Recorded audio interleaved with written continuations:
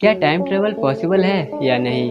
अगर हैं तो इसके तरीके क्या हैं? आज इस वीडियो में मैं इसी विषय पर बात करने वाला हूँ। तो चलिए स्टार्ट करते हैं। अगर वैज्ञानिक दृष्टिकोण से देखा जाए तो समय यात्रा संभव है। अगर देखा जाए तो हम सभी समय यात्रा कर रहे हैं। हम सभी भूतकाल से निकलकर वर्तमान में होते हुए लगातार भविष्य की ओर बढ़ते जा रहे हैं और इसी को ही समय यात्रा कहते हैं। तो आइए जानते हैं भविष्य में जाने का सबसे सरल और आसान तरीका क्या है। Number first, speed. ये भविष्य में जाने का सबसे आसान और सबसे व्यवहारिक तरीका है। आइंस्टीन के विशेष सापेक्षता के सिद्धांत के अनुसार जब हम प्रकाश के गति के निकट गति पर यात्रा करते हैं तो बाहरी दुनिया के सापेक्ष हमारे लिए समय धीमा हो जाता है। इसे ही हम टाइम डायलेशन कहते हैं, यानी समय का फैलाव। Number 2, gravity. ये विधि भी आइंस्टीन ने ही दी थी। सामान्य रिलेटिविटी थ्योरी के सिद्धांत के मुताबिक जितना मजबूत गुरुत्वाकर्षण लगता है समय उतना ही धीमा चलता है। जैसे ही आप पृथ्वी के सेंटर के करीब आते हैं तो गुरुत्वाकर्षण की शक्ति बढ़ जाती है। उदाहरण के लिए हमारे सिर के मुकाबले हमारे पैरों के लिए समय धीमी हो जाती है। Number 3, suspended animation.